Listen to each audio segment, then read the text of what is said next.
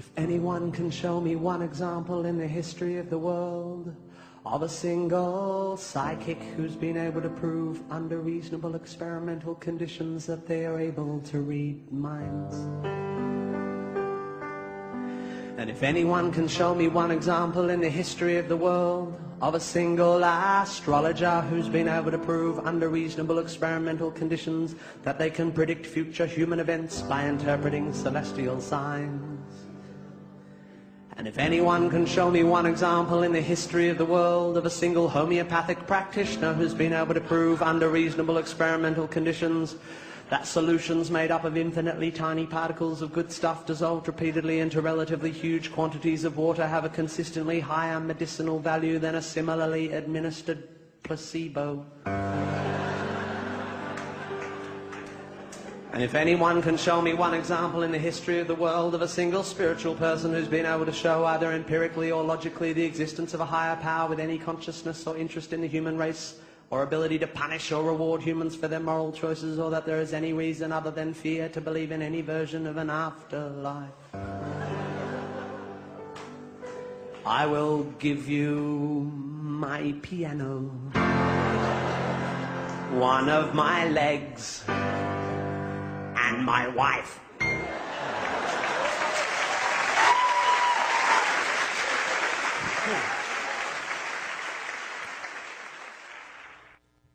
Hello, and welcome to Reason. Today is Sunday, January 29th, and this episode is entitled, The Christians Have a Flag. Did you know the Christians have a flag? I'm Joshua Billingsley, along with Paul Whitmire. How you doing?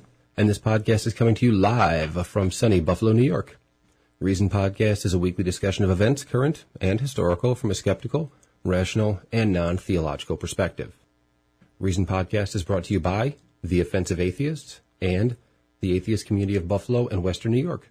For further information, please visit our blog and website at wnyatheist.org, or you can email us at reason@wnyatheist.org.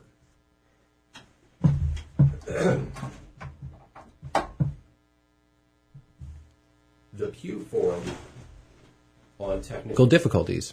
There we go. The Pew Forum on Religion, Pew Research Center on Religion, 2012. Anybody who has an opportunity to check this out, I recommend it wholeheartedly. The Pew Forum on Religion goes through, oh my goodness, any quantity of information you might want on recent polling data when it comes down to the idea of religion in America. Specifically, this week, we're going to take a quick look at lobbying the faithful, religious advocacy groups in Washington, D.C., and the recent change historically. The number of organizations engaged in religious lobbying or religious-related advocacy in Washington, D.C. has increased roughly fivefold in the past 4 decades, from fewer than 40 groups in 1970 to more than 200 today. So, this is the argument that I've been making for a while, which is that there has been more religion in politics, substantially more. And you've actually disputed me on this fact a couple of times. I'm trying to recall when. I know you're looking at me like that. I may have disputed a fact. I'm not going to say I necessarily disputed this fact. I remember what you disputed. You disputed when I wrote the blog post about 9/11 and how I feel there was more religious influence in political matters, and it has been increasing so since 9/11. That's one of the things you disputed. I don't recall that specifically, but we are talking here about 1970 to present. So we're talking about basically the rise of the religious right. And that's fine. And also, I would like to add, I didn't have a leg to stand on then when we were making the argument, and I don't now. I'm just pointing this out. Okay. As long as we're on the same page there. Yeah, it looks like roughly 1,000 people in the greater Washington, D.C. area are actively employed by religious advocacy groups. That's $390 million a year on efforts to influence national public policy. That's a lot of money. Now, a lot of people say to us, why do groups like the American Atheists or the secular humanists, why should they be involved in politics? Well, there's a couple of reasons, not the least of which is that there's 212 distinct organizations, religious organizations, who lobby your Congress, your president, 212. And do you know how many of those are skeptical or anti-theist in any way? I'm going to take a shot in the dark. A guess. Okay, Hail please. Mary from I'm going to say either 0 or 1. It is 2. Oh, okay. It's 2. There are 2. Off by 50 to 100%, I was. Yeah, this study goes through this. It finds that about 1 in 5 religious advocacy organizations in Washington, D.C. are Roman Catholic. So it's 18%. About 18% are evangelical Protestants. 12% are Jewish, and then 8% are what they call mainline Protestant. Okay. Which I had to do a little bit of reading to make sure I understood what mainline Protestant was. But you know the crazy Christians? Yes. Not them. Okay. They're not Catholics. They're not the crazy Christians. They're, the Methodist down the street or the Episcopal regular guy. The ones who actually believe in evolution. The ones that they're certainly not going to say there's no evolution. They have a problem with abortion, but they're not bringing around fetuses in jars. Not those people. Those who might accept, even though they're not Catholic, that the Pope coming out and saying that Adam and Eve was an allegorical tale, kind of accepting that as well. Okay. All right. So basically my parents. Yes, your parents are part of the 8% that is lobbying Washington. I did not know they were that politically active. They are. They're actually surprisingly politically active. Yes, well, now it's not all Christians though. Christians and Jews, by the way. 17 of these 212 groups are Muslims, while only 16 are those mainline Protestants. So there's actually more Muslims lobbying Congress than there are mainline Protestants. Substantially less than the crazy Christians. The largest category right now is what they call interreligious. Interreligious groups are one or more religious organizations. Okay. They're the lobby that goes for the protection of Israel. There's a bunch of Christians, there's a bunch of Jews, no Muslims, but so they're interreligious is probably the largest group right now. That way they can't say they're supporting one religion over another. They're simply supporting the idea of religion or religious ideals. The combined annual expenditures, conservatively estimated at, again, more than $390 million. The annual advocacy expenditures by the groups, and the only data they have concrete is 2008-2009, were nearly $1 million, and that's the median. More than 1/3 of the groups, that's 46%, 46 or 35%, so just over a third, reported an annual advocacy expenditure between $1 and $5 million. So a third of the groups spend between $1 and $5 million. Okay. Lobbying your representatives. And I think that is important. It's important to make this point right here that between $1 and $5 million, what is that money going for? It's going for flyers. Yeah. It's going for dinners. Well, there's your problem right there. Technically, no. Okay. In fact, a large chunk of these people cannot directly lobby at all. Okay. All they are is a presence, and then they send mailers to all your constituents back in your district. So they go and they talk to you to find out what you think. Mm-hmm. Then they send mass mailers to everyone in your district saying either you're the reborn Jesus or you're the Antichrist, whichever way they want to go. Depending on which flyer they grab. Yeah, well, it's luck of the draw some of the time. Yeah. The largest groups, and there are some pretty substantial ones, the biggest is the American Israeli Public Affairs Committee. All right. And their advocacy expenditure in 2008 was $87,899,089. That's a lot of money. Almost $88 million. The American Israeli Public Affairs Committee spent. And this is entirely, we're talking about advertising to your constituents, generating signs, placards, things like that. Is that money going towards political campaigns or no? Okay. The vast majority of the money is prohibited by law from going to political campaigns. What they can do is they can issue a congressional scorecard. I actually got into a conversation with somebody about this recently, that a lot of groups put out congressional scorecards. Sure. So what they do is they go to your district and they tell everyone, they don't tell anyone who to vote for, because that would be illegal. What they do is they produce a scorecard of all 535 members of the legislative branch, and they score you and give specific examples on why they support or oppose you, why your grade is an A or an F, that sort of thing. Mm-hmm. That way, they're not lobbying directly for or against anyone. They may emphasize when they send things out to a specific state, the representatives in that state, but they list all the representatives and they gauge them all equally, and they are not advocating for any specific representative because that would be illegal. Sure. So they certainly wouldn't do that. Mm-hmm. But almost $88 million. That's so much money. I'm just trying to wrap my head around it. Like these things that you're listing off that they could be spending this money on. Like, how do you spend that much money on those things?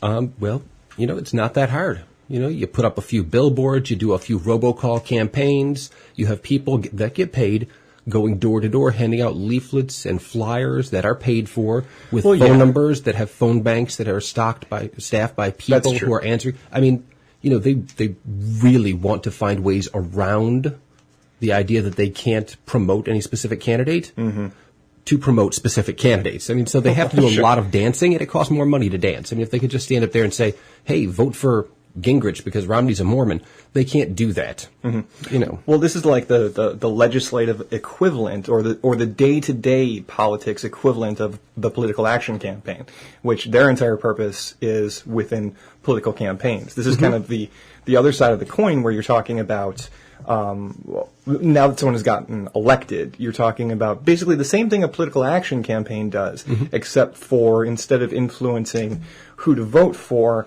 it's more influencing how that representative is going to vote. Well, and it's still based on who to vote for. I mean, they're still doing it. Congress is elected every 2 years, the Senate every 6 years.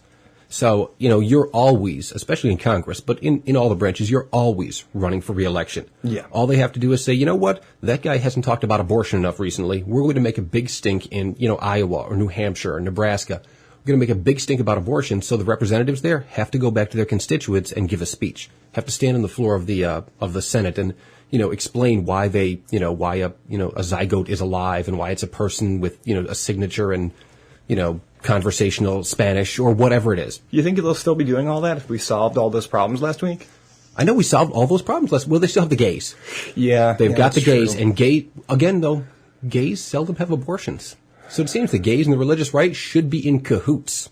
This is true. But, this is very true. But just to go through a couple of the other big spenders, there's the United States Conference of Catholic Bishops, $26.66 million. Family Research Council, I don't know what denomination they are, but they're interreligious, so they're general Christian family values types. $14.259 million. American Jewish Committee, $13.362 million. And Concerned Women for America, it's an anti-abortion group, $12.556 million. There's quite a few others. Again, 212 that were in this study. There was actually 131 that were active, but they could only get information on 212 because, this is information that's open to the public and has to be easily accessible, and they couldn't access it. I do love, the having to untangle the names. Like you said, it was Women for America or something like that.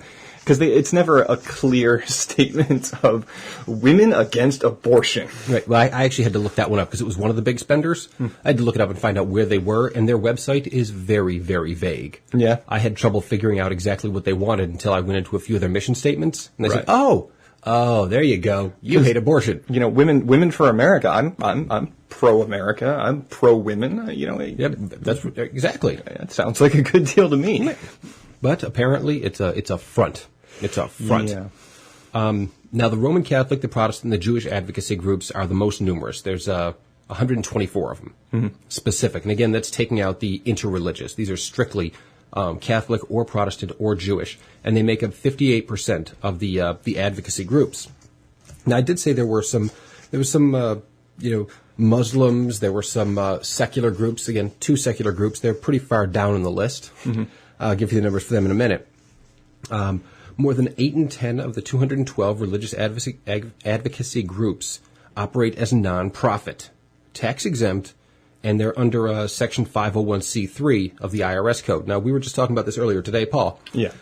This is specifically a non-profit organization. They are not allowed to lobby. Okay. They cannot do that.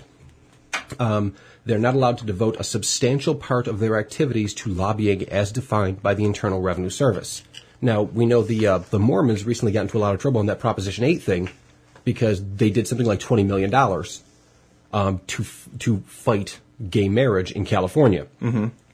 And they got into a lot of trouble. Religious organizations apparently don't get the same scrutiny that your standard tax-exempt organization does. Right. Which is why it's particularly bothersome that, again, 82% of them are actually, in some interpretations of the law, breaking the law. In others, they're dancing around the law. You know, they're finding loopholes and ways. Well, this is all under, what you hear this a lot every kind of election cycle in the news, just the idea of campaign finance reform, just reform of the money in politics. And I think the reason why that is not a lot of these things are laid out in stone. There's not a lot of precedent set. There's conflicting rules. Well, people also don't want to unduly persecute religious organizations. That gets bad press, and the IRS gets enough bad press. Yeah, people hate the IRS more than the Pope. More than the Pope hates the IRS? Yes, more than the Pope hates the IRS because the Pope is not a person. Indeed. Yeah. 5%, or about 10 groups, are organized solely as 501c4 organizations, which are permitted to conduct substantial amounts of lobbying as defined by the IRS. Now, that's 5 of 212. Okay. All right? 26 groups are 501c3 organizations that have a sister group that is registered as a 501c4 or vice versa. So there's a lot of, let's call it, inbreeding in these organizations. Now, you've got a complete nonprofit that's not allowed to lobby. Mm-hmm. You have another organization which you are not technically affiliated with, but is the same group of people that is a lobbying organization. Yes. So, that way you can say our nonprofit has raised $50 gajillion, and we haven't given any of that to lobbying. Our sister organization, who is the same group of people and who get paid, then donate their time freely to lobby in this other organization, as good patriotic Americans can do. Right. So you see what I mean by dancing around the law and the rules? It's finding which way do I have to set up this organization or group of organizations to fulfill to check all the boxes. Everybody hates lawyers until they need a lawyer to read a contract. Yeah. Read the IRS code, then you love a lawyer. Mm-hmm. Now there's a relatively small number of groups that are, again, the 501c, but I've got a beautiful chart here. 1% of the groups, that's 2, there was no data available at all. Again, 10 groups, 501c4, those are the people that are allowed to lobby. 12% of the groups, 501c3 and 501c4. And then, of course, there's the vast majority of them, 174, 82%, that are strictly 501c3. They cannot lobby. And yet they're down there in Washington, I assume, doing something. I don't know what. Hanging out, being groovy, just happening to mention to people periodically, hey, abortion's bad, right? Yeah. And gays are a bad deal. And Jesus is good. Jesus is good, abortion's bad, and You didn't hear from me? I'm not a lobbyist. I'm just some guy that happens to work for a nonprofit organization that happens to be standing outside your office with a camera and a clipboard. In the lobby. Coincidentally, I'm not actively pursuing anything. I just happen to say, hey, Jesus is good and gays are bad, right? And I put a microphone in your face. And, that's it. Yeah. I did want to mention, before we move on, I know we've got a special show tonight. Oh, yeah. The 2 secular organizations and the amount of money that they have used for advocacy. Again, there's 212 organizations. There's quite a lot going on here, but here it is. The American Humanist Association, $2,077,930 is their annual advocacy expenditure. For the American Humanists. American Humanist Association. And they are a secular organization. Mm-hmm. There's also the Secular Coalition for America, which donated, or which, they did donate, I bet. That's how they all work. So I'm not just criticizing them. Whose annual advocacy expenditures were $348,170. That's considerably less than $88 million. Yes, it is. Now, granted, we have, common sense and reason on our side, so we can probably spend a little bit less. But that's a lot less. Yeah, that's even just to get your name out there. That's a lot less. So, oh my goodness. So, I mean, some of the others here, the vast majority of them are, again, primarily focusing on abortion, primarily focusing on gay marriage, don't ask, don't tell, and Israel. Those are the things that most of them focus on. These are the big heavy hitter issues for them. The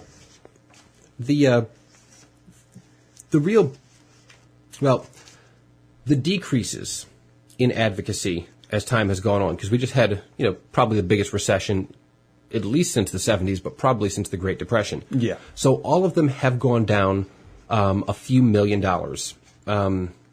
All of them are still pretty substantial. For instance, the National Right to Life Committee, who in 2008, their annual expenditures were $12,719,000. In 2009, after the recession kicked in, we're down to $11,356. They went down 11%. That's pretty much par for the course, across the board. There's still a tremendous amount of money being funneled to D.C. for these religious organizations. And keep in mind that that's within the last 40 years. The rise of the religious right, the abortion issue. I mean, basically since Roe v. Wade became an issue, they have been growing and growing and growing. There's something like 2 different organizations that form one that falls by the wayside every year. So they're growing at about 1 per year. Roe v. Wade certainly, although it didn't instigate getting money into politics by any means, it certainly potentiated it. Certainly got it from the churches. Yeah. The churches. Now, the majority of this money is coming from Mormons and from the religious South. The vast majority of this money. There is still some coming from the Northeast, and that is, I hate to say it, generally Jewish and Catholic from the Northeast. But keep in mind, Catholics are much more laissez-faire about the abortion issue. The hierarchy seems to be fairly firm in it. The real aggressive ones are in the South. So a vast majority of an incredibly depressed region of our country is being funneled out and being sent to Washington. Yeah. It seems to me if they just spent that much money taking care of the people that they care about, aside from the unborn ones, the ones that are born, the ones that are living, that's a lot of money. That's a lot of food. That's a lot of, you could carpool people to jobs. You could buy people a suit to get an interview. There's any number of things you could spend that money on fairly reasonably. You could, dare I say, increase the general standard of living of a population to the point where that population would have a greater percentage of mothers or parents who were more able to care for unborn children after they were born. Oh, so to actually fight the problem of abortion and not the legality of it. Yes, just if I may point out. That is crazy. Just as one final point I wanted to throw in here, about 64% of the money, of the issues, of the attention from these groups is on both domestic and international issues. So a lot of that is missionaries. A lot of that is things like the global gag rule that says the doctors can't talk about abortion or can't talk about contraception in other countries just because we give them money. We're restricting what doctors are allowed to say to patients to take the money. Only 20% of this is just domestic issues. Mm-hmm. So it's not... I jest and I say things, it's about the abortion, that sort of thing. It's not all about the laws we have here. They're creating a global network. Well, and they're also trying to put their will upon the global community. Which right. is, we have the power to do that. So if you can get our government, who has our military and our economy behind it, you can make other countries do whatever you want.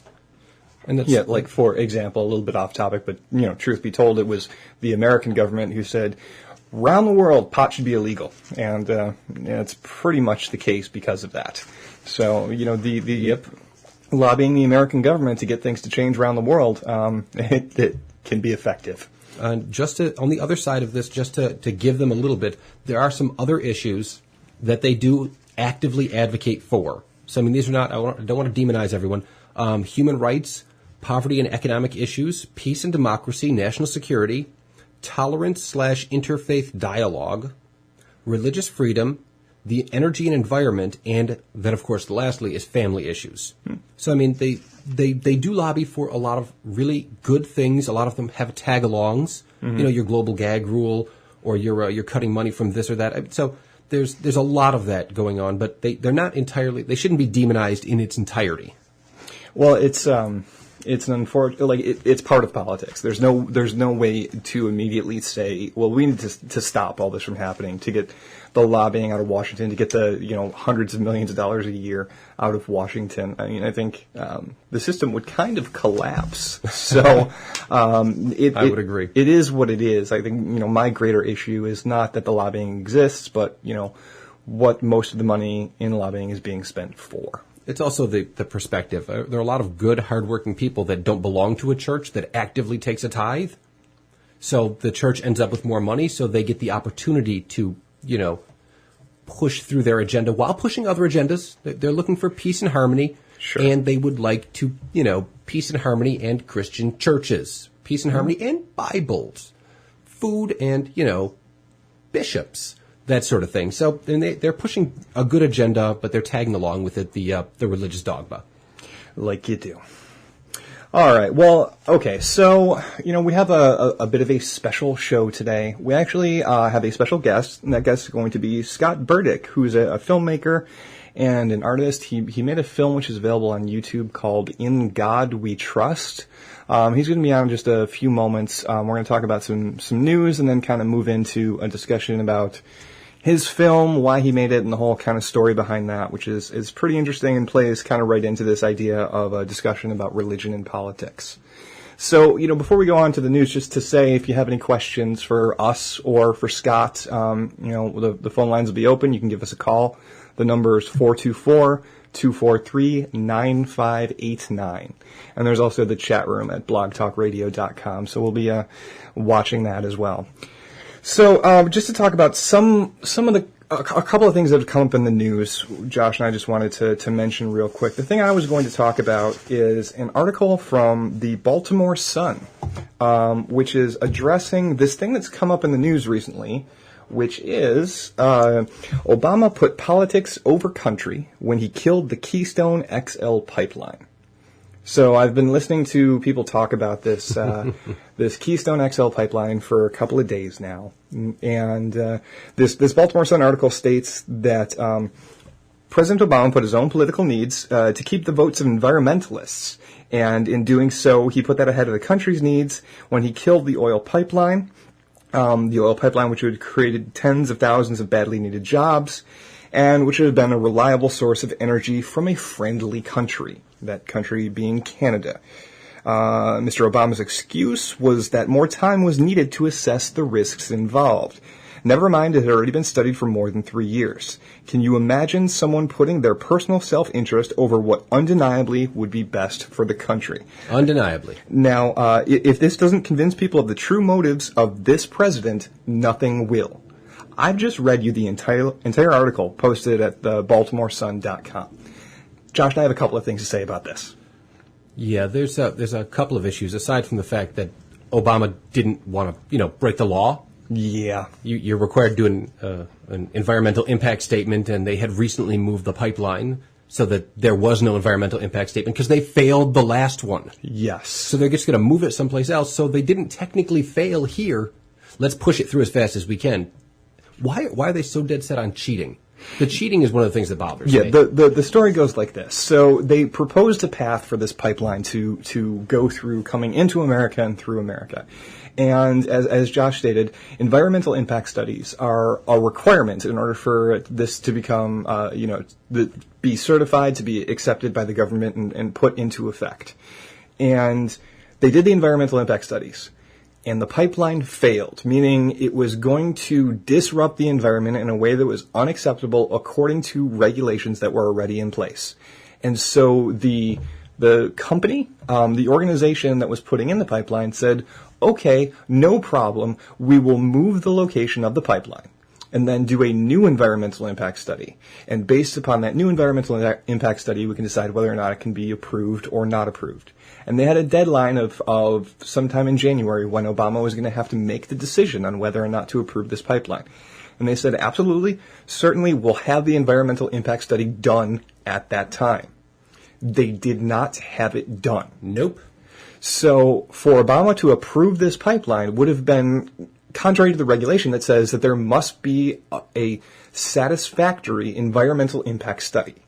He could not, according to the law, approve this pipeline. He has the authority to override it. Sure. But that would be going contrary to the regulation. Yeah. A regulation put in place, which, I mean, it has the full force of law. He can override it because he is the head of the executive branch, but he would have to actively do so. He would have to actively say, this law is not valid in this particular instance. He would have to break the law with his presidential power. And in light of that, I find this, just particularly frustrating that the Baltimore Sun puts out an article saying, if this doesn't convince people of the true motives of this president, nothing will. The true motives being adherence to law and regulation. I don't think that's what you mean based on the tone of your article, saying that he's doing it for his personal self-interest and not what would be best for the country. His hands were tied. He could not pass this pipeline. Josh pointed out, yes, as the head of the executive branch, he could. But how many people would be screaming at the fact that he would usurp the imperial presidency? Right. I mean, people You're not a king. People think he's acting like a king or a dictator at this point, and now you're criticizing him for not acting like a king or dictator and usurping the regulatory body that's in charge of this and just, putting it in place, environment be damned. And, I think many of the people who listen to this show know Josh certainly knows my position on environmental activism, environmentalists, the environment in general. So I'm not the most tree-huggy of people you'll ever meet, but that's probably something Josh and I can talk about at a later time. Yeah. So, but that's just the Paul article. Hates nature. I do. I like air conditioning. I like the indoors. Yes, he likes air conditioning, the indoors, and hates trees. Yeah. But he still respects the rule of law. This is true. Which seems like a reasonable perspective. Well, for the most part. Well, for the most part, of course. All right. Okay, well, that's my article. What do you have for us? Very quickly, I just wanted to let everyone know here that apparently Herman Cain has now endorsed Newt Gingrich as his, he's anointed him as the candidate he supports. His heir apparent? Yes, because, he got into a lot of trouble for, fooling around. Newt did his fooling around a while ago. Oh, that actually makes sense. Then married the chick, and then fooled around on her, and then married the chick he fooled around on her with. So he is much more of a good, God-fearing Christian, because when he cheats on his wife, especially the one that's bedridden and dying, when he cheats on her, he marries the chick he cheats on her with after asking for an open marriage, which he denies. So, there is that. So that's why Herman Cain supports Newt Gingrich, I presume. Well, it's basically, Herman Cain saying, you should support Newt Gingrich. He's been down that road. I was looking at the top of that road. It looked like a rough road. This guy's already been down that road. Well, who knows? Maybe Herman Cain can, divorce this wife, marry some 20-year-old bimbo, cheat on her after she gets into a car accident, becomes a paraplegic, and then marry some other chick and then run for president again. He's thinking that Newt is going to be, he's going to break down walls for adulterers everywhere. So Newt Gingrich breaking barriers, just like Jackie Robinson. Okay. And, at this point, I would like to point out that, for myself, for Josh, our ad hominem attacks against the Republican candidates notwithstanding, we don't like them because they are jackasses who are going to do bad things to the economy and all kinds of things with the country, not because they cheat on their wives. I actually have a problem with them being hypocrites. Yeah. If you're going to cheat on your wife, that's one thing. If you're going to say that everyone's horrible, like, impeaching the president for getting a blowjob during his presidency. That was Newt Gingrich. Yes, that was Newt Gingrich that did it. He took part in and led the charge to impeach Clinton for infidelity and for lying about it, which Newt did on multiple occasions, not under oath, granted, not under oath, but nonetheless, that's Newt Gingrich. So just to tie that one up in a bow, hypocrisy. Yeah. I love it. I was reading a Cracked article or something that talked about the most absurd quotes of like the past, 25 years, something like that. And I found it funny that they thought the low standard of politics was Clinton's testimony where he said it depends on what the definition of it is. That's brilliant. That's the greatest thing. That's the greatest piece of rhetoric ever used. Josh and I are definitely in agreement that that was beautiful and fantastic. So, but that's again something we can talk about at another time. time. So right now, I want to bring on Scott Burdick, who's the filmmaker. He made In God We Trust, and we're going to chat with him for a little bit. He made quite an outstanding film, and we'll just kind of hear the story behind that. So let's see. It's thinking about it. Technology. Really? My nemesis. Yeah, we went like a whole 30 seconds without... Glitches? Yeah. I'm telling you, God is punishing us. God is punishing us via technology. It's a techno-God. Really is the case. I'm pretty sure it's the architect. Okay. The architect from The Matrix. Hey, Scott, how you doing? Hey there, how you doing? We're doing all right, technical difficulties aside, but we finally got you on. So this is Scott Burdick. You made a film called In God We Trust, correct? That's right, and I'm a little distressed. It doesn't sound like you guys trust in God. Well, I like to have a little bit of evidence, substantiation, and support. I don't think anything that we've discussed here says that Josh and I are specifically not trusting of God. Hold on now. If God came and wanted to borrow $20 from me, I believe wholeheartedly I'd get it back. So really? If God comes here and borrows money from me personally, I guarantee you I will get that money back. Well, I'm confident. So as soon as he shows up, we'll be down. So, I would loan God $20, but not because I think I would get it back. Just because, generally when people ask to borrow $20 from me, I'm like, okay, I might get that back. And not just some guy in a robe with a beard. No, God. Now, I'm not taking this promise of everlasting life shit. I'm just like, so you're going to say, I'll get it back to you in the afterlife. No, dude, give it back to me within a week. That's all I'm saying. Anyway. Well, it was interesting because in the film, I asked people some of those questions and what your proof was, and just about everybody, I didn't have time to put all of the things that people said, but one common thing between all the different religions that people said was there was a time when they didn't have the rent check or some check for a bill, and they would pray to God, and a check came that they didn't even know was coming, and to them that was their proof, that God existed because He answered their prayer. But the interesting thing about it was a miracle, and the interesting thing about it though was when I asked them, well, were there times when you prayed for the rent check or whatever it was, and it didn't come? And without fail, every single person said, many more. Oh yeah, many more times than I got the check. And so I was like, well, that seems like a kind of a bad, record for God. And but they always would say basically, well, when I pray for something and it comes, God's answering my prayer. But if He doesn't answer my prayer, it's because of my failings, And so sure. It really basically God got all the credit for all the good things, like when a child is born beautiful, he's blessed by God.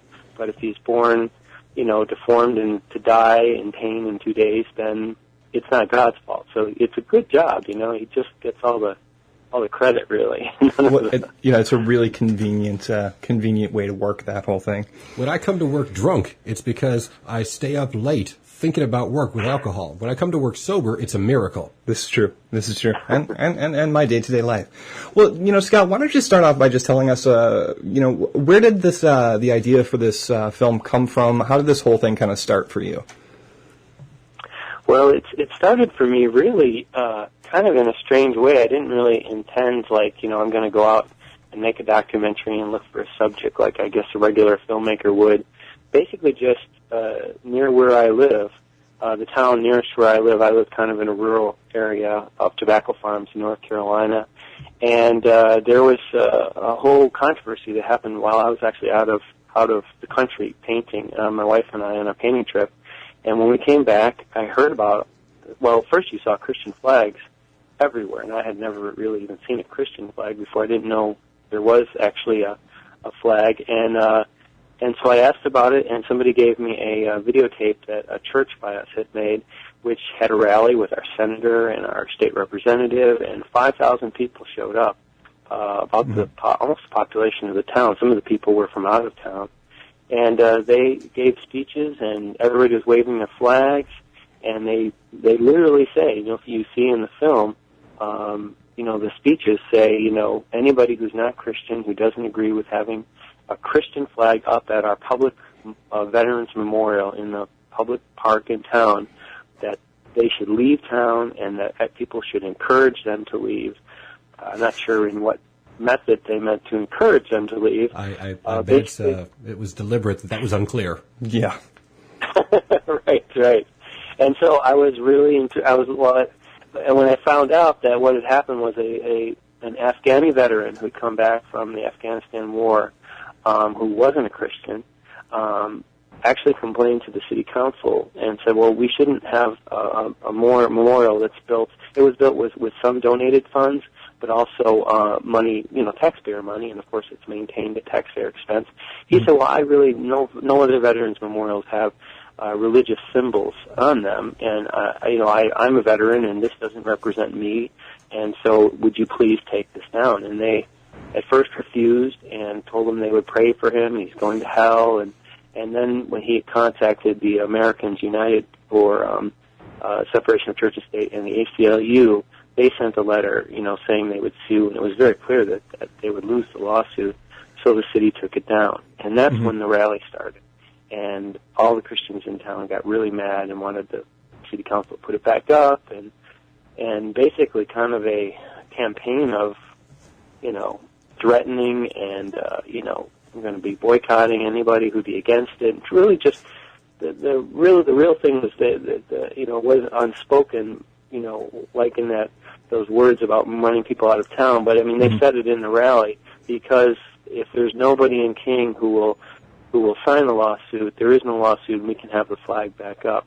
And so it became, it really angered me. To see that, because I think in the little bit of the footage of that original documentary that I guess that you saw, that you included in your movie, you do get even just a little bit that you showed, you get the impression they're very much saying without saying, anyone who doesn't believe the way that we do, all we have to do is get them out of town, and then no one has any standing for this, and then we win, yay, with our Christian flag.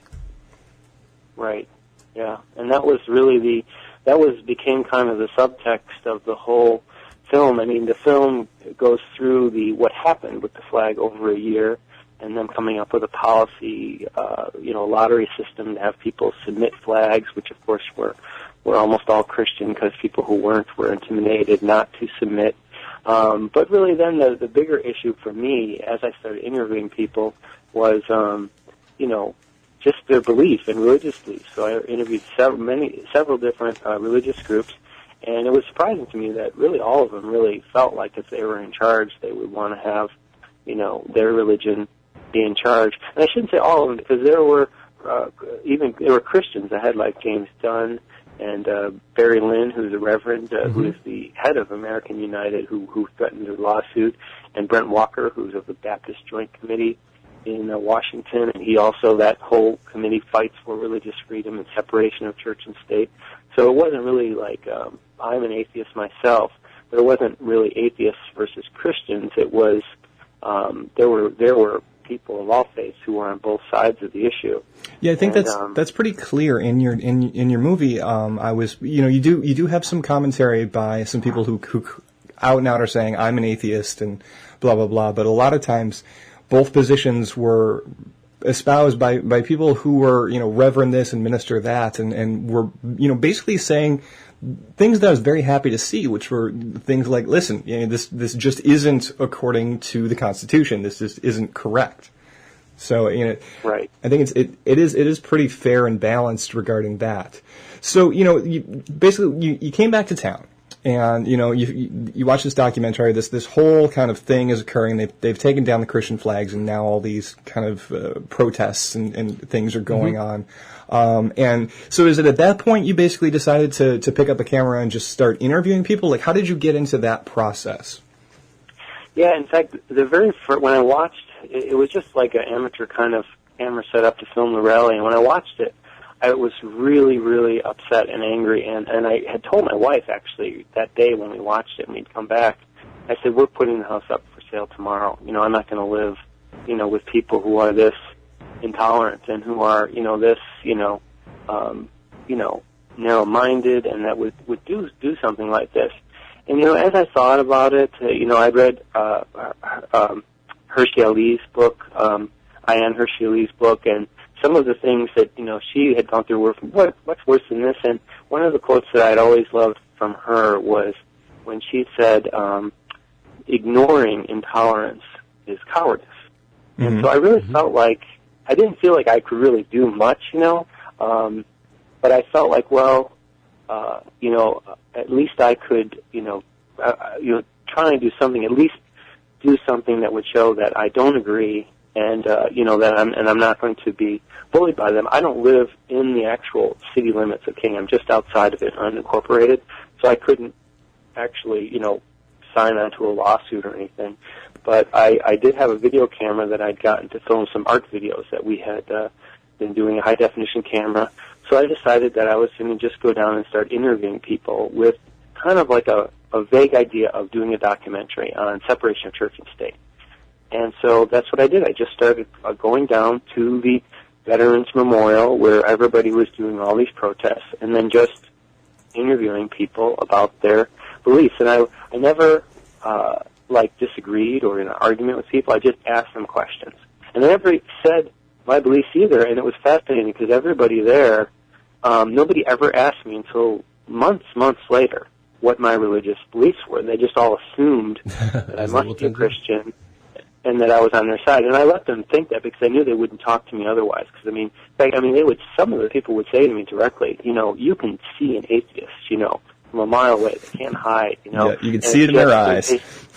Yeah, it was funny. I thought about putting that in film, but I thought, that would be, I didn't want to put myself into it. It was more about, and through the whole film, I don't do any narration. It's just asking people questions, and I don't say, well, you're contradicting yourself. I would just ask them questions that I think in many cases it came pretty clear that they had contradictory views. For example, like over and over and over, I could have put in dozens of these where people said, this country is built on majority rules, and so the majority of people here are Christian, and so everybody else should just accept the fact that we're going to use tax dollars to have Christian services here at the park and to have the Christian flag up and all this stuff, and that's just the way it is. The majority rules. You vote, you do it. But then when I would ask them right after that, well, what happens if there's 51 Muslims and 49 Christians in the school? Should the prayer then be to Allah? And they would say, they would immediately switch, and they'd be like, well, no, it's not majority rules. It's, this was founded as a Christian nation, so that's the way it always has to be. So yeah, the Socratic method is fantastic. You just nod your head when people talk and just let them keep going further and further out on that ledge into Crazy Town. It really is a fantastic job of interviewing, by the way. Yeah, and that's, thank you. That's one thing. If anyone who's listening hasn't yet seen the video, you really should watch it because, and Josh and I want to talk about this with you for a little bit. What was amazing to us as we were watching it is how you're able to get, a lot of these people with these very strong, very different positions to open up. And a lot of the time it seems like people are, for lack of a better word, confessing to you, like kind of revealing secret. Actually, yeah, it did seem a lot like a confessional almost. Yeah, they would say things like, you do realize you're being filmed right now. The one specific example I have of that is there is a gentleman in your film. He's my favorite person in the whole movie. Oh, I know who you're talking about. He says, let me see if I can find the exact. He was a war veteran, right? Yeah. Yeah, I know the one you're talking about. He says, quote, we should kick that guy's butt and then extend a Christian hand to pick him up out of the ground after we kick the crap out of him. I'm tired of turning the other cheek. Right, yeah. Yeah, that's George. And George actually is, that's what I found, is a lot of the people are very complex. I went into this very angry, and then the strange thing is I don't think there's anybody in the film that I ended at the end of the process that I really hated or disliked. George is a very good example of that. I interviewed him a lot, and he's a really good person. He does a lot of wonderful things. He says some pretty horrible things in the film. He does. But he also does wonderful things for people as well. And he is a person with a really big heart, and somebody that I still talk to on the phone now. He's seen the film, and he didn't have a problem with it, probably because, these are his beliefs, and I accurately portrayed them. I think his only problem with it, which actually everybody on all sides had, is they thought I would have more of what they said in the film because, I recorded over 100 hours of interviews. But yeah, and like him saying that about extending the Christian hand after beating somebody up just because they disagree with you, and when you think of like Robin, the female preacher, when I had a discussion with her about torture, and how she was justifying torture and how saying it was right what George Bush did, and then when, of course, the obvious question when I asked her, well, what do you think Jesus would say about that? It was very difficult for her, but finally she had to say, well, yeah, I guess he wouldn't like that. Yeah, Robin was another one who was a favorite of mine. She did that a couple of times. She was the one that you talked to quite a bit about slavery, right? Right, exactly. Yeah. That slavery is worse than homosexuality, or homosexuality is worse than slavery. Right, and it was the most interesting thing, like her, talking to her, it made me think a lot about, like Steven Weinberg, how he says, with or without religion, you'd have good people doing good things and evil people doing evil things. But for good people to do evil things, it usually takes religion. And that was a good example because, when I started talking to him about slavery, because all of the Christians and in all the different religions, in fact, even Hare Krishnas and the Muslims that I interviewed, they say, well, our book is the only guide to morality. It's the best guide to morality. So then, of course, the obvious question is, well, in the Bible, as in these other books, there are genocide, there's killing of children, there's slavery, and so it was very interesting when I asked her, and she's a minister, she had worked for Billy Graham for many years, and, she's, you'd think, very knowledgeable about the Bible, but she at first said, well, no, slavery is wrong. That would never be a law that God would give. And then when I said, well, I told her the passages, to look up and asked her to read them, and so she read them, on camera there, and she said, you're right, you're right, I was wrong. They are here. It does say slavery. It's okay. Well then, she said, I don't know why God did, but then obviously it does that. And so then obviously the question is, well, when I asked her about homosexuality, she's completely against that, wants to reinstate the anti-sodomy laws, as did our state representative, Brian Holloway, on camera too, and then she says, yeah, then obviously since it's in the Bible, slavery isn't immoral, and homosexuality is much worse, something that obviously has no victim. And so, that showed, I think, Steven Weinberg's point there, because she obviously, within 5 minutes, had gone from saying that slavery, anybody would know from just an innate, genetically programmed sense of good, right and wrong, that that's wrong.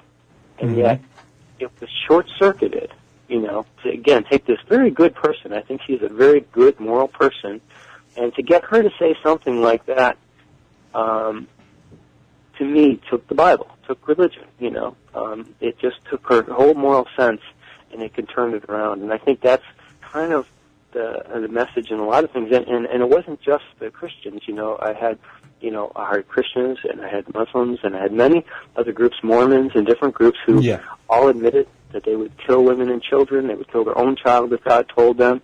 And, I can see from their point of view, they think that's right, because that to them is all, the beginning and end all of morality.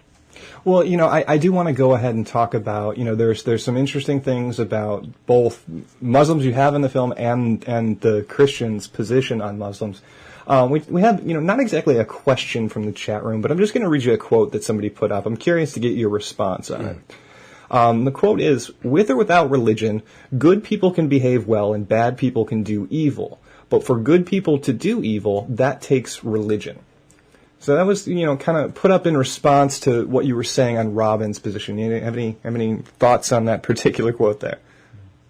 Well, exactly, and that's from the physicist Steven Weinberg, and I think that's been proven over. Oh, is that actually? Yeah, that's the quote he was referencing. Yeah, it wasn't put up. Exactly. There. Yeah, that's a wonderful quote, and I think there's just so much truth in that. Because all the people that I talk to, I feel are very good, nice people. I tend to like all of them. And,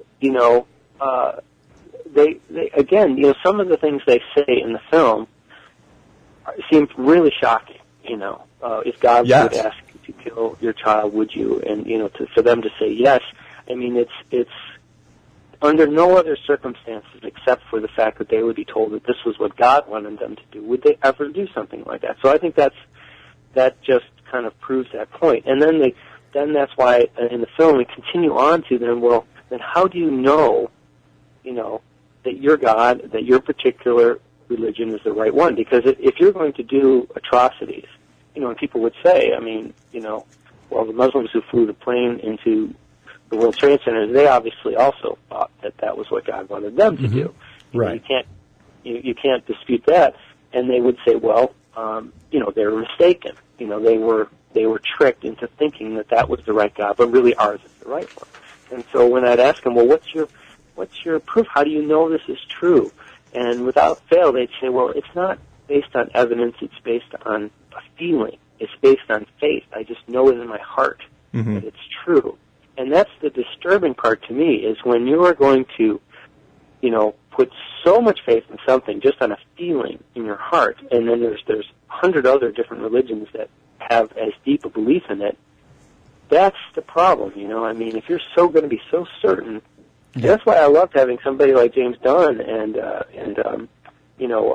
Barry Lynn and Brent Walker. I mean, they're very religious people. There's no way you can say that they're not. And yet they very honestly said, yes, we are religious, but we don't believe this 100%. We still leave room for doubt, and we know this is something that we have faith in, but in a hopeful way. But we're not saying we know this is certain, and therefore it should be imposed. I was actually very impressed by the fact that you put in the opposing viewpoint. It wasn't a hit film where you just made all religious people look bad. You had the reasonable, rational people that had some sort of a faith in God or in the supernatural. They had this strong belief, but they also had the common sense to decide what their own action would be. They were reasonable people, so it wasn't a hit piece, which is also something that I liked. It was fairly even-handed.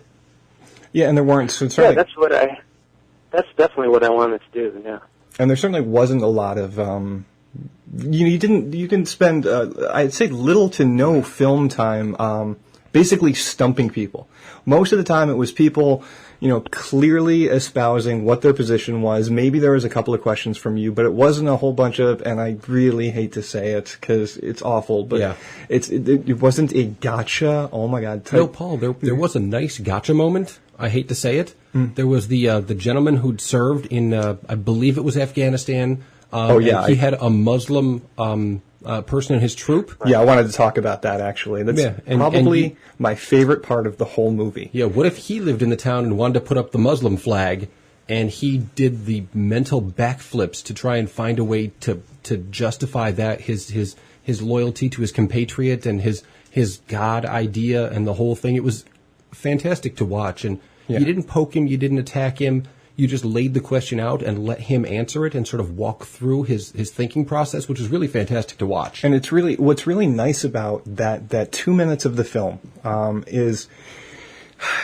you can, you talked earlier about the idea that, there's good people and bad people, whether they're religious or not. And, Josh and I talk a big game, and we do this show every week, and we read a blog called The Offensive Atheist. So, we do spend a fair amount of time attacking those who are religious, but at the end of the day, I think we're both aware that the problem we have does not lie so much with the religious as it does with the religion itself. And at least from my perspective, a lot of it has to do with a lack of information, a lack of knowledge, and things certainly being beat into people's heads from when they're very, very young. And with all that in mind, the 2-minute clip I'm talking about, where the gentleman is discussing his the soldier who he was with in Afghanistan, I think that's right. That's exactly right. Yeah. And the thing is, you can see it in his eyes, you can watch it in his facial expression. As his brain, it is a very literal and real world example of cognitive dissonance. He is trying to rectify the two things in his head, and you can watch it happen on screen. It's actually quite an amazing moment, and I give that guy. Yeah, that was probably my most hopeful moment in the film. I was so happy to see that because he did actually change his mind. He and even when I talked to him later, and he still submitted the Christian flag for himself, but he no longer felt that it would be wrong for other people to fly their flag. He was one of the few that changed their mind. Really? He actually changed his mind? He did. He really changed his mind. He said, it would be fair for somebody who was, if they were a Muslim, if they were a Buddhist or whatever, it is fair for them to submit their flag. And he even supported Steve Hewitt's, he didn't meet him, but he supported his right to submit his own flag. One of the very few people, and that was a great moment because it was really literally within, just the time that I just asked the question and just held the camera on him while he struggled with it in his own mind. I didn't feel like I convinced him. Mm-hmm. I didn't try and talk him into it. It was just asking the question. He started seeing, well, yeah, if my buddy, who is a Muslim, because at first he said Muslims are just evil and they want to destroy us, and mm-hmm. therefore we shouldn't, we should never have a flag up there. They tried to kill American soldiers. And so when he had told me he had a friend who was American, who was a Muslim, who served in the American military, and I asked him, well, would he do it? And you could really see it just totally changed his whole point of view and perspective. And you could tell he was literally thinking of his friend and not just this generalized term of Muslim. Because most people in town had never met a Muslim ever. And so it's very easy for them to say Muslims are evil.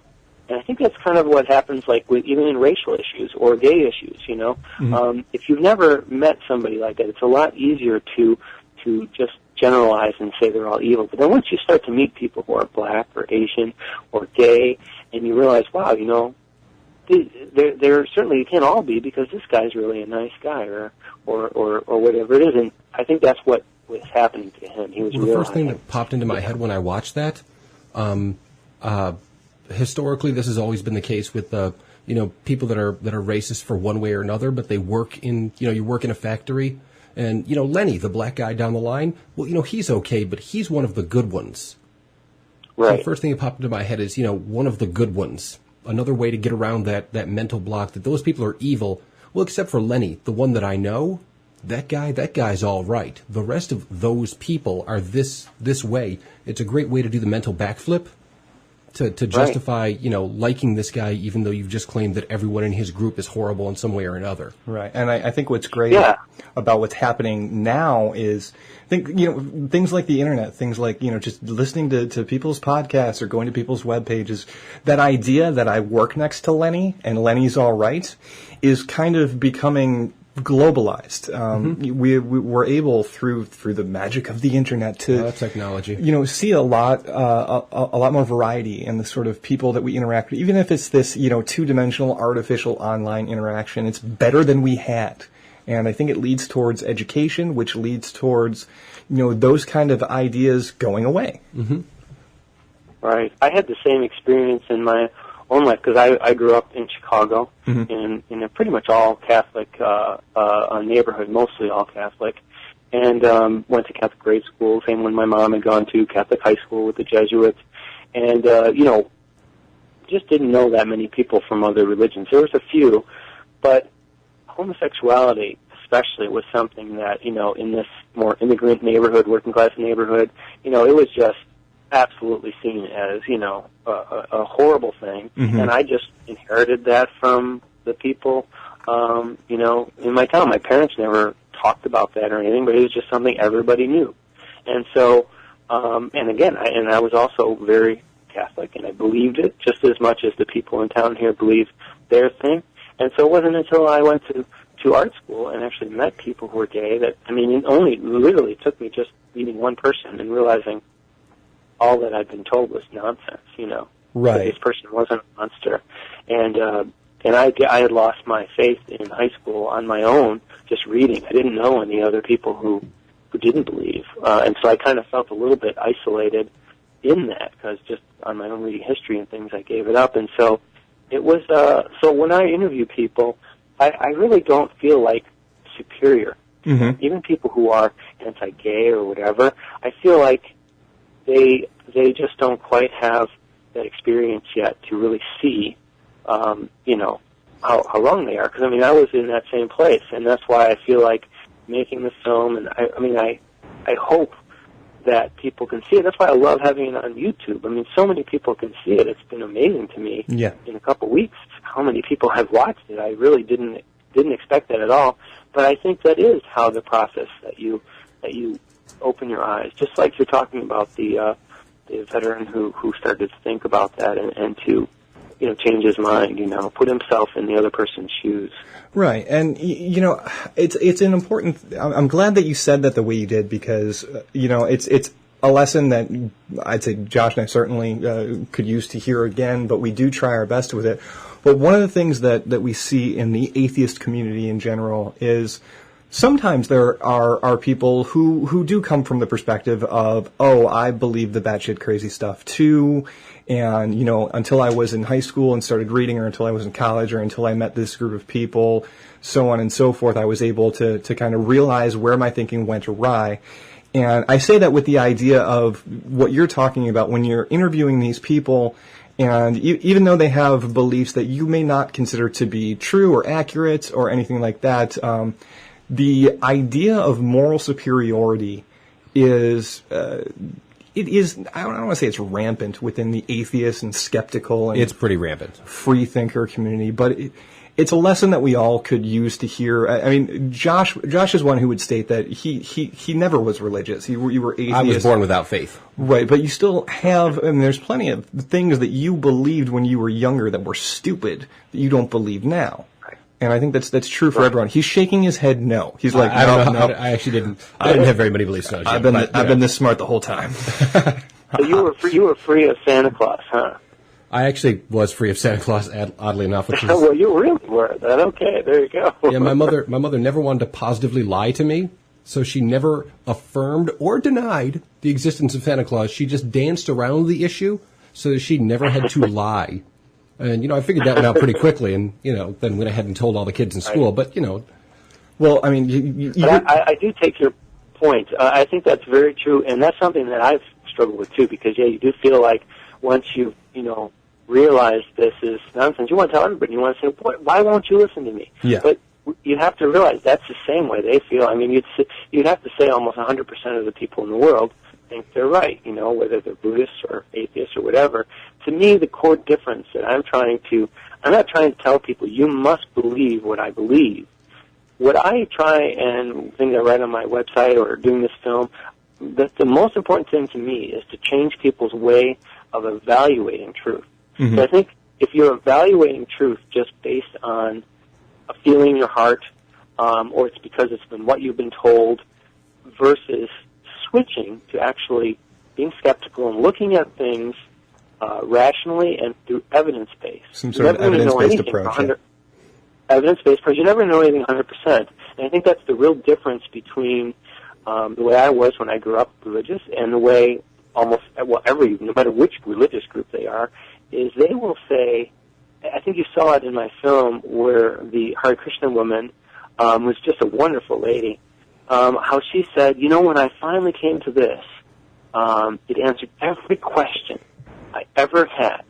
And so she has the answer to every question, and so do all the other religious people. And I think that's the difference between somebody who's atheist or agnostic, is they will actually say, I don't know. Mm-hmm. I don't have enough evidence to even draw an opinion on this. Whereas someone like Ray Comfort will just go ahead and say, I do know how the earth was formed, and I do know exactly what happens. I have God in my heart. It seems like if you have the answer to every question, it doesn't necessarily seem like a good thing. But that's very seductive, because, I remember when I was in Chicago, and I knew a weatherman, and he said, well, they were talking about 7-day forecasts, and especially in Chicago with the lake and effect and all that stuff. It's crazy. You can't predict more than, he would tell me, you can't predict more than 2 days, and after that, it's pretty much as good as chance, Mm-hmm. Yeah, they take that chaos theory. I'd say, well, why do you predict a 7-day forecast every day? He said, because if I told people the truth, they would just switch the channel to somebody who tell them that they did know what was going to happen. Yeah, people prefer answers to truth, don't they? Yeah, that's religion. I mean, it's not a great selling point. I mean, I constantly have people say that when I have discussions or debates with them. They say, well, fine, you don't think you know what happens after you die. What do you think? You don't know. And if you say you don't know, then it's like, well, that doesn't mean that you're right. I mean, it just means I'm being honest. But that won't you won't sell many books. You won't get many converts to give you 10% of their income based on that. Well, it's something that Josh and I have said many a time, which is this idea that we really want to change the public perception, because I don't know is not a dirty phrase. I don't know is the best phrase, because that's the only one that gets you answers. Yeah, and it does seem to be, many people on the side of theology will argue, well, you don't even have an answer. You don't even purport to know what happens. Whereas I at least have an inkling. I've read the Bible and it says this, and so I have an idea, and you don't even know. You're right. But I would say that you don't either. It's just this idea, I don't know is a bad phrase. Ignorance is a bad word, which it's not. Ignorance simply means a lack of knowledge about a particular subject. Ignorance is the only way to get knowledge. Yeah. You have to have the question before you can have the answer. So that ignorance is beautiful. If you think you know all the answers, you're never going to ask the question and continue to look. Right. Exactly. Exactly. Okay, so, Scott, I wanted to talk a little bit about, because up to this point, I agree with everything you're saying in terms of tolerance, in terms of just interviewing people and, not kind of being condescending to them and looking down to them. But there is a point where I turn a corner, which you didn't. So I'd like to talk to you a little bit about this, and that has to do with a couple of moments in the film regarding the genesis of Barack Hussein Obama. Yeah. Oh, so, it seemed to be the belief that Barack Obama is a Muslim, that he was born in Kenya. These ideas seem to be tied into the sort of religious folk that you wound up interviewing.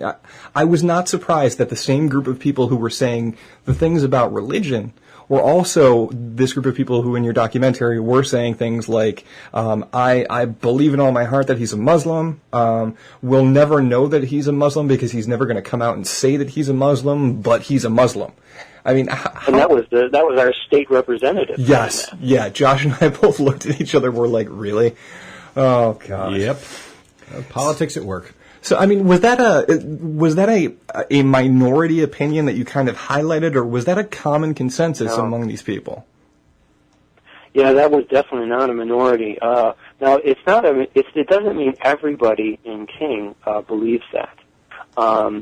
There are definitely, it's definitely the majority. I helped organize our county with the guy from Washington when they had the presidential elections and Obama was up, and it's like 80% Republican, and most of those people probably believe that he is a Muslim, and certainly nearly everybody.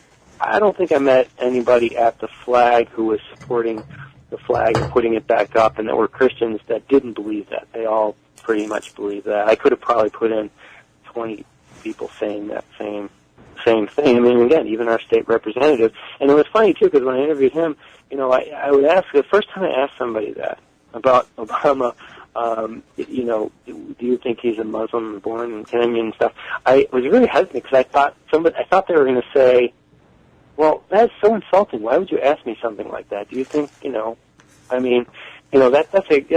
a ridiculous question to ask me. But no, I was so surprised that they said, no, yeah, he absolutely is. And state representative said, well, I put all my beliefs. I'm not afraid to say any of these things on the interview because that's what all my constituents believe. That's why I get elected, huge majorities. That's the truth of the statement. The politicians will, actually got into an argument about this last night, the politicians will say whatever the noisiest people in their group want them to say. They will he really set up a believes position. It, too. He's a real representative. He's not just saying, he's a real representative. And he really represents the beliefs of the people. He's democracy at work. And that's why, like Jefferson said, democracy is only as good as the education of the voter.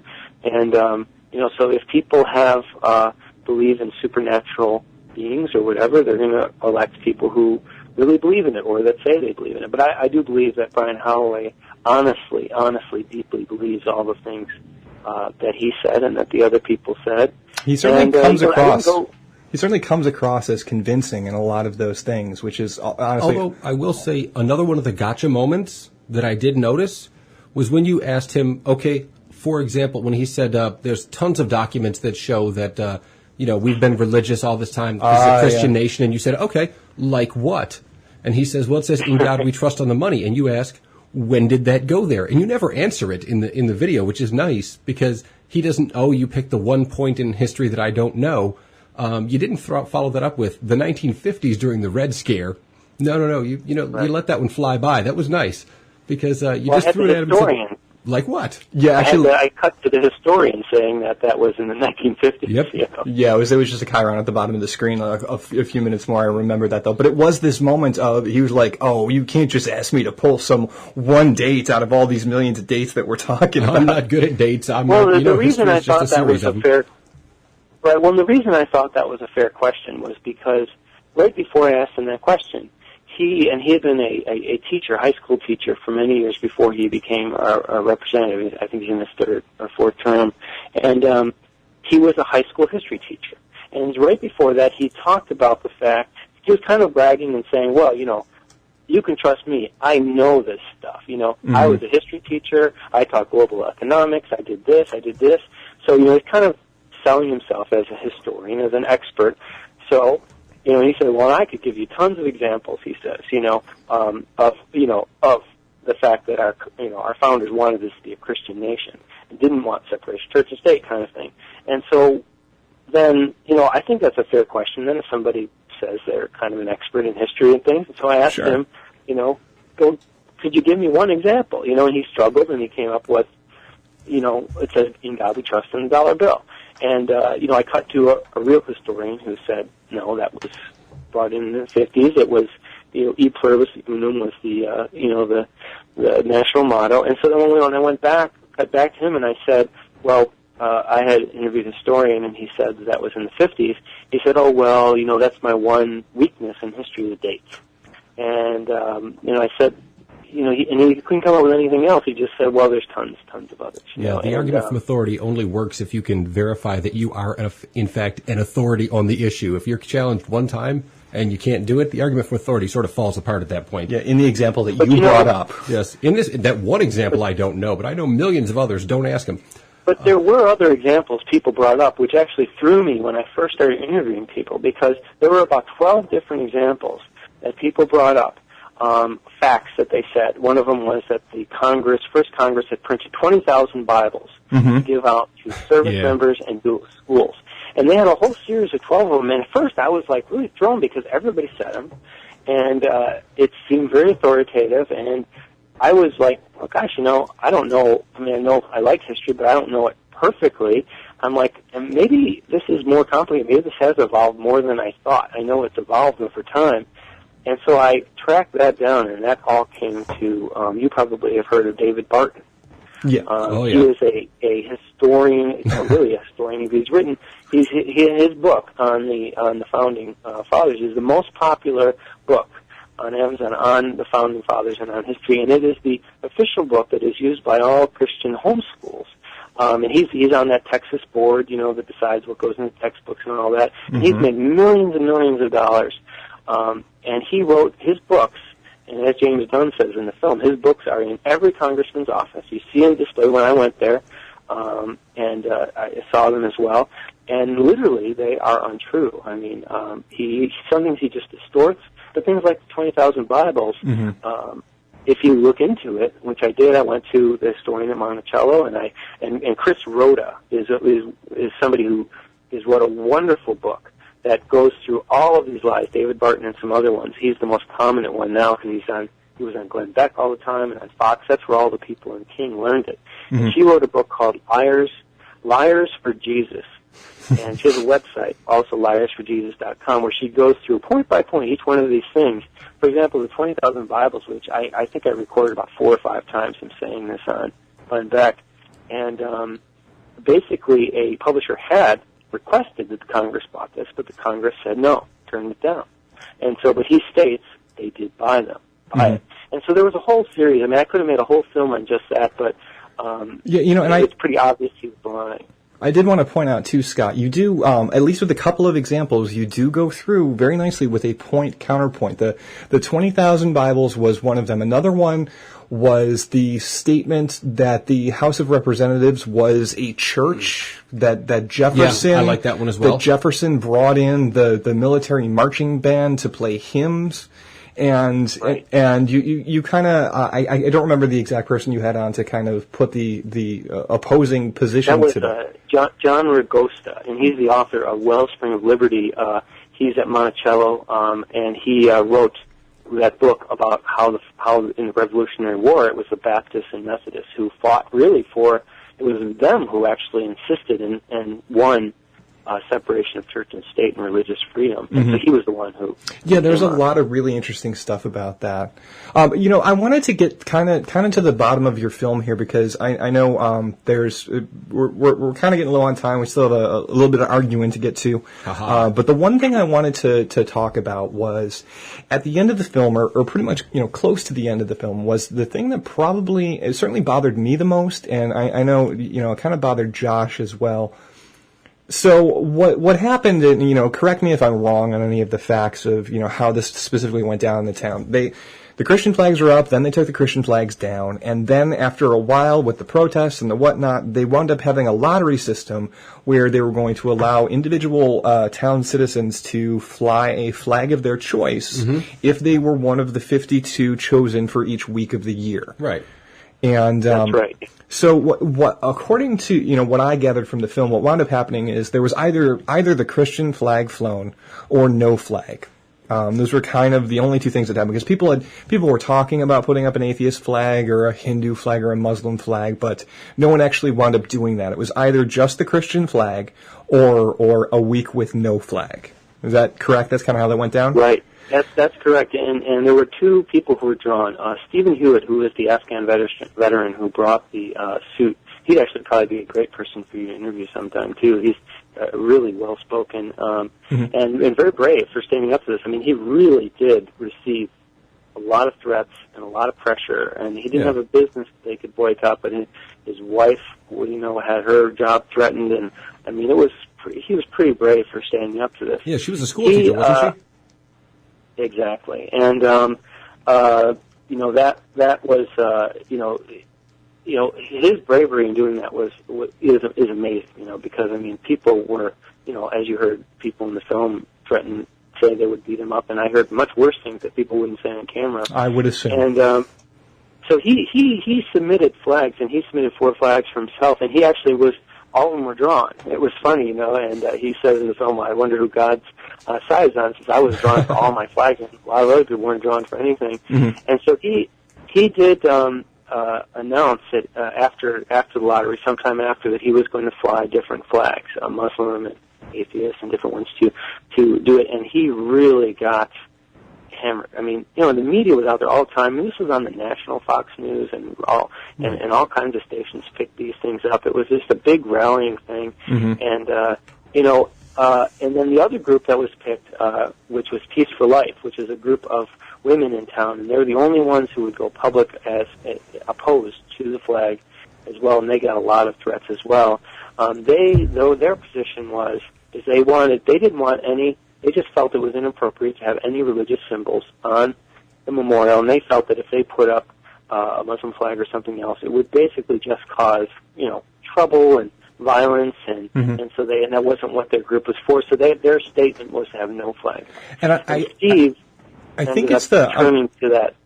Go ahead. I was just going to say, Scott, that I think it's that group, the women's group that you speak of, which led me to what was not my greatest problem with the film, but my greatest problem with the events that kind of went down there.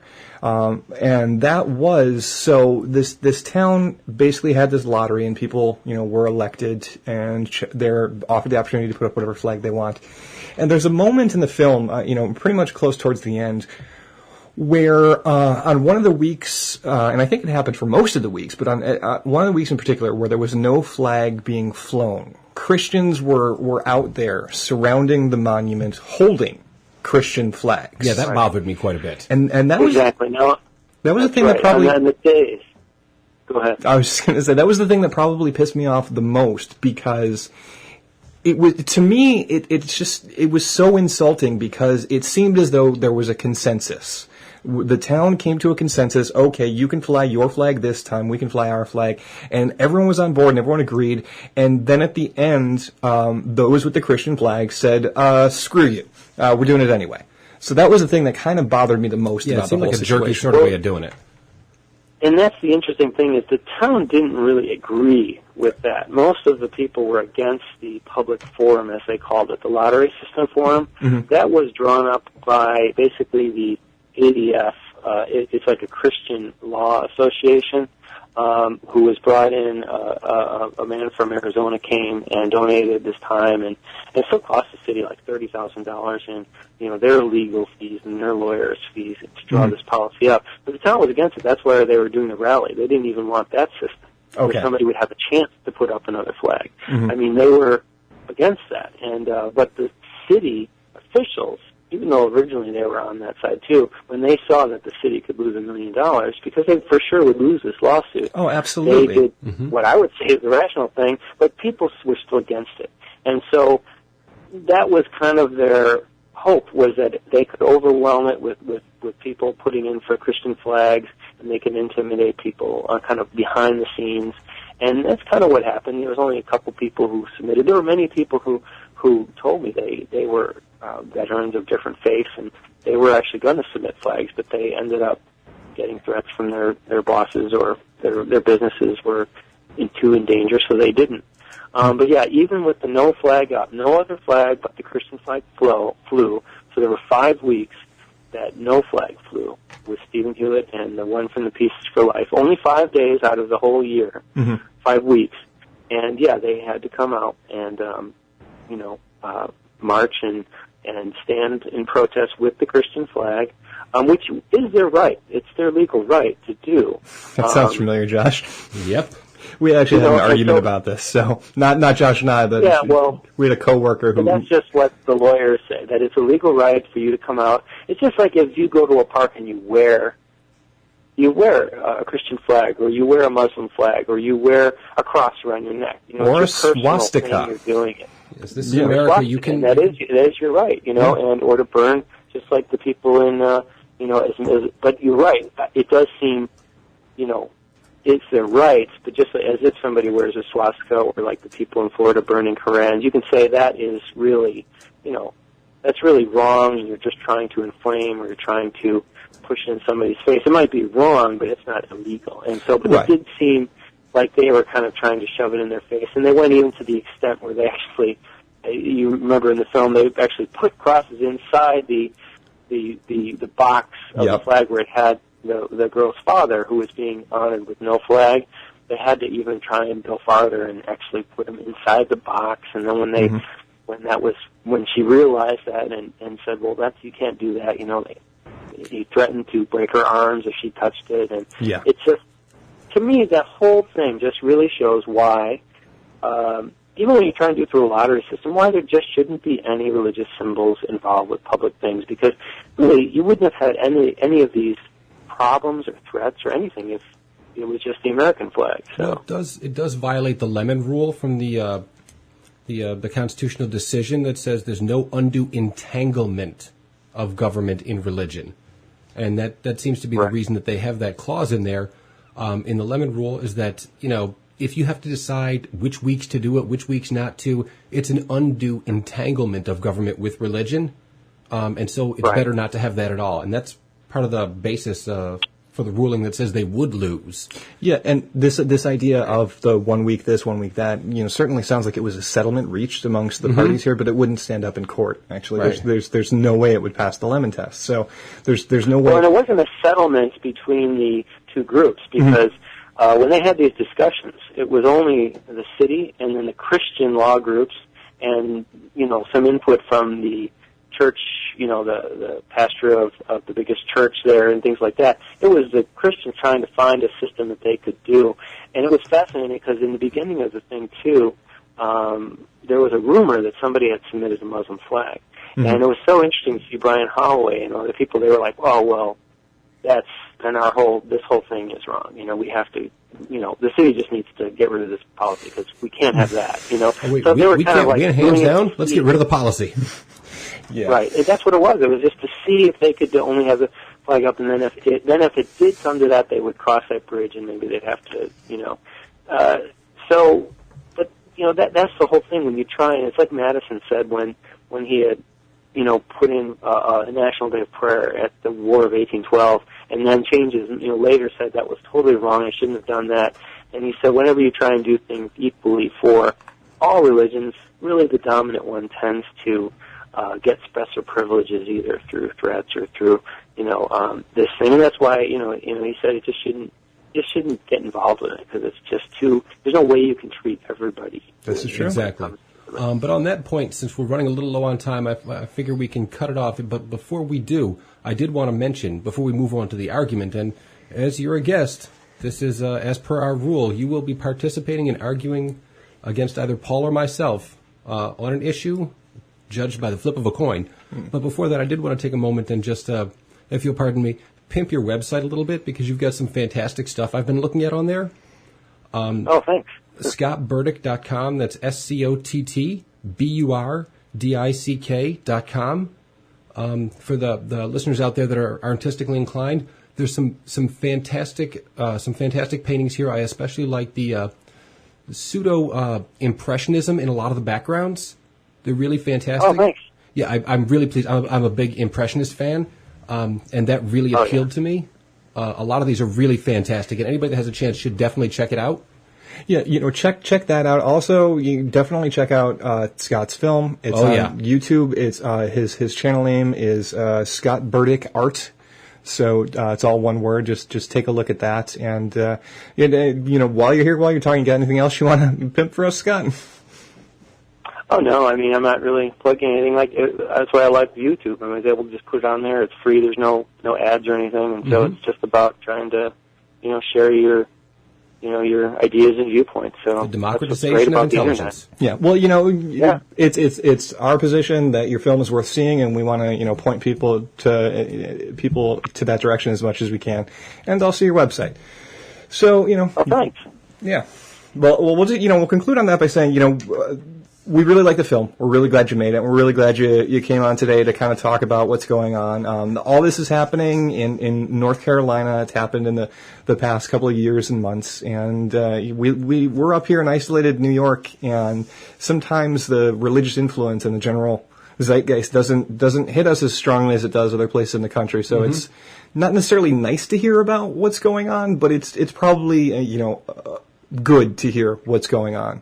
So we appreciate right, it. and it's not just North Carolina. I mean, 40% of Americans in one of the Gallup polls, believe literally in creation and people being and in this form. So it's not just in this small little area. That is certainly true.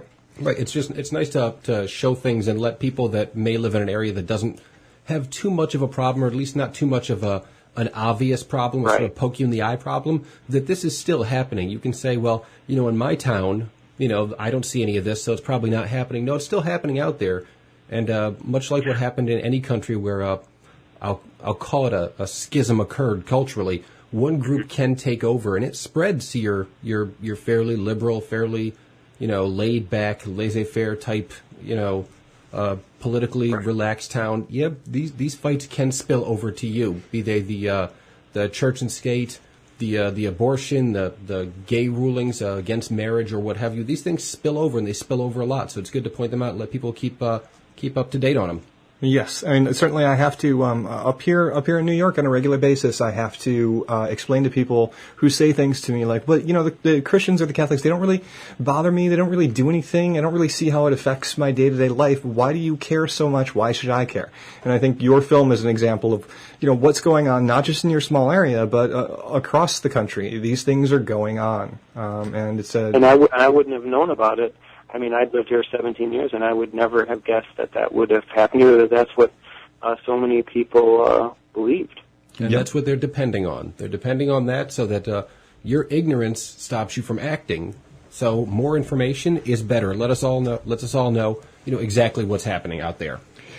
Okay. Well, that being said, let's move on to You're Wrong, and let me tell you why. So, Scott, we talked beforehand, and just to kind of remind you, the topic of discussion this week is going to be art education should be a mandatory part of public elementary and secondary school education.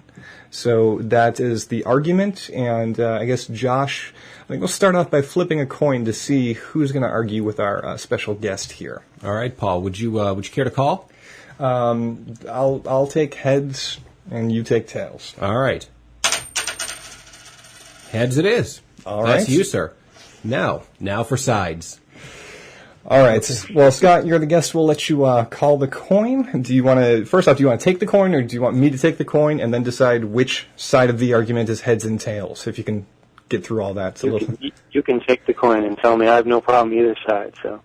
Okay. Well, I'll take the coin, and I would say that heads is the affirmative. So let's just go with that. All right. Here we go.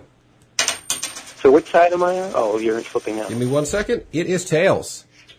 So tails is the negative. Paul, you're taking the negative. All right. Scott, you've got art education should be a mandatory part of public elementary and secondary school education. Paul, you are con. All right.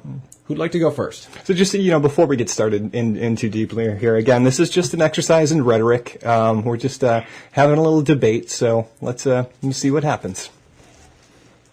Now, usually, okay. I would say since you would be the one arguing the pro here that the art education should be a mandatory part, you could go first, or if you want me to lead off, that's certainly your call. Go ahead, lead off. Okay.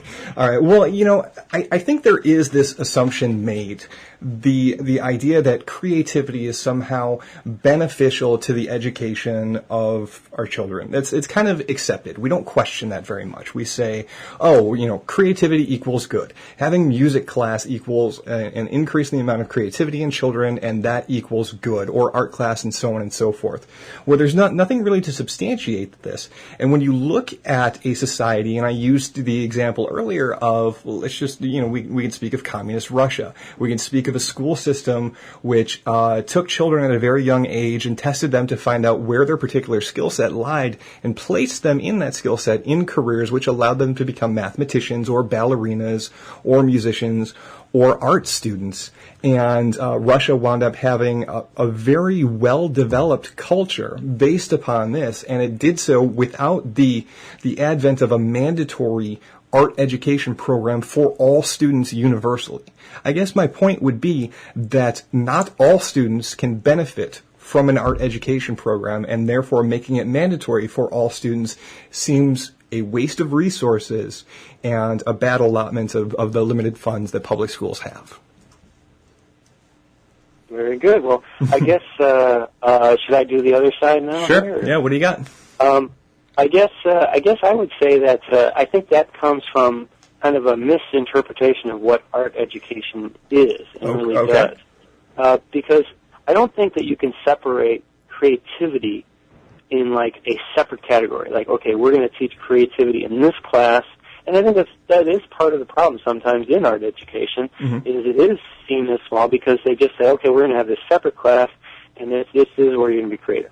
And then we're going to have the math class and the science class, history class, and this is just memorizing tables and stuff, and this isn't the creative part. And I think really art education is more than that, and it should actually be expanded to be included in things like math and science and all that, because that's where creativity is just as important. If you're not going to, so as you're saying, like in Russia or something, somebody has put it on a particular track, and so we say, well, you're going to be going into this or going to that.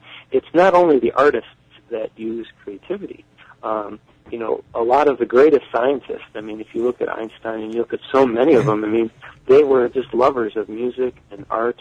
And I would argue that use of creativity in solving problems and in visualizing things and getting the skills to actually draw a architectural diagram or a diagram and visualizing an atom or the interactions of gravity with bending space and all this. These are very creative, artistic things, and if you don't have those skills of visualization, which you get from studying art and music, you're not going to be able to do that. I mean, we constantly tell our business leaders, our are innovators, that you should think out of the box.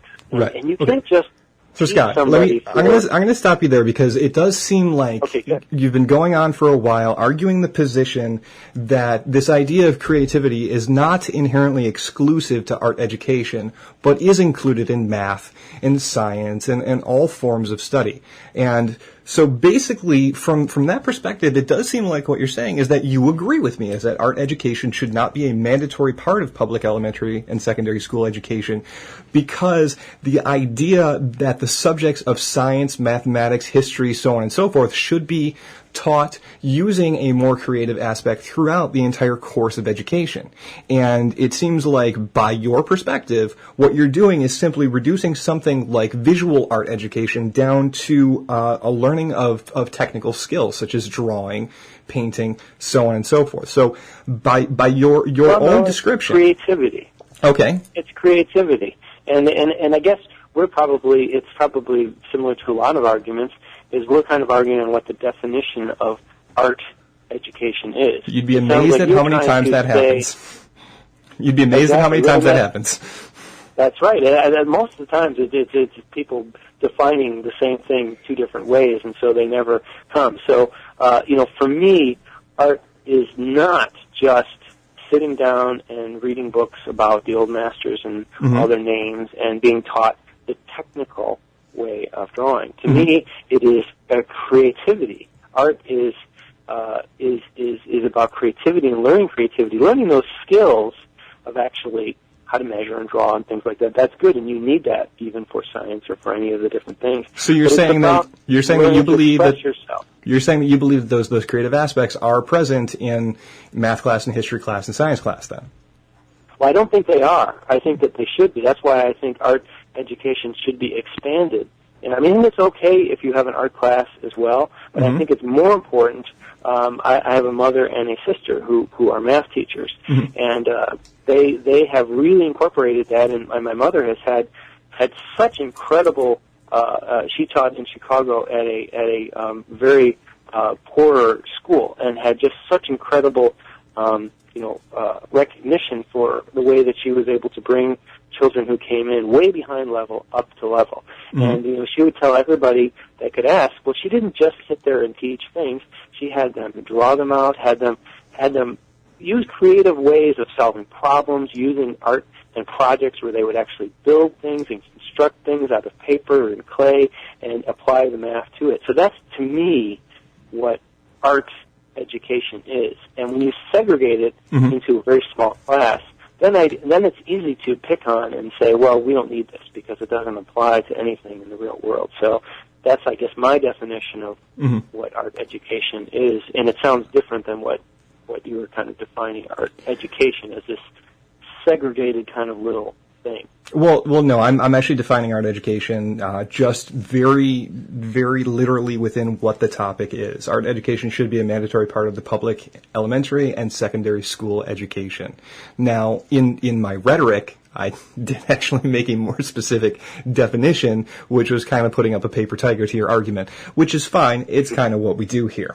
So, but I understand. I think it is a reasonable discussion. As usual, we'd like to know what everyone thinks. So email us at reason@wnyatheist.org.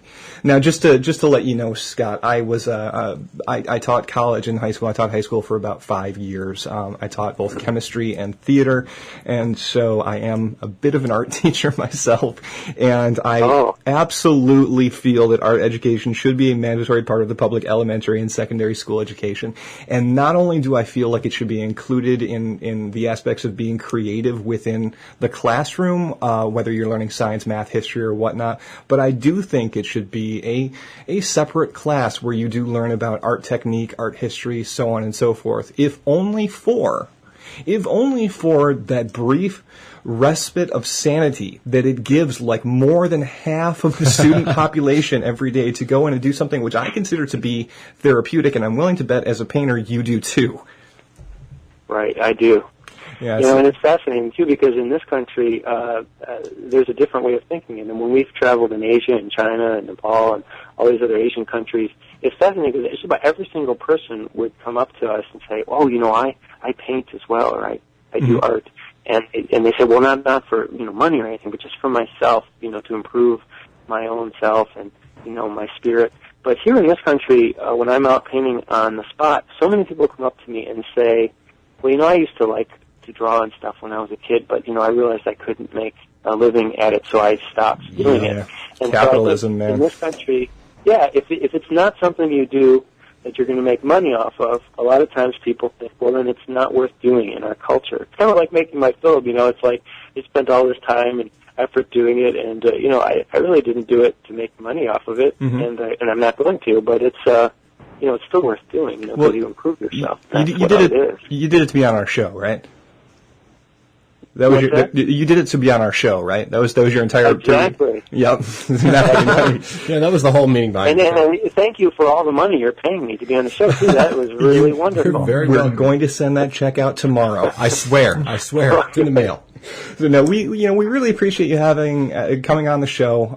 Again, we one of the reasons why I contacted you in the first place, we really like the film. We think you did a really good job on it, and I was quite amazed at your skill at being an interviewer and actually your skill at cutting and editing. Yeah, it flowed beautifully. I was incredibly pleased. There are professional filmmakers that do this as a vocation, that don't have the back and forth that you had, that don't give the people a chance to actually hang themselves by their own rope. It was fantastic the way it was a hands-off approach. It was very nice. Yeah, and one thing very specific to your film that I wanted to mention is I watch a lot of documentaries, and there's great ones, good ones, and bad ones. And when you're talking about good to bad documentaries, you see, they're done one of two ways.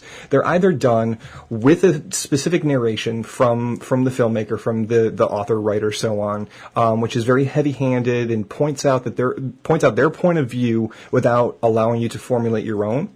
That's one way. And another way is for them just to put up a bunch of random interviews and images and to never really have a cohesive point. Yeah, no linear line, no narrative really. Right, and so, that's one of the things I really like about your film is that it does have a linear line, a narrative. It tells the story of what happened in this town, and it's not preachy, it's not overbearing, and you allow the viewer to come to their kind of their own consensus on it. So, in the end, really good job. Oh, thank you. Well, I have to say, though, that, I think my viewpoint must have come through, even though I didn't do any narration, because the Christians in town are quite angry at me.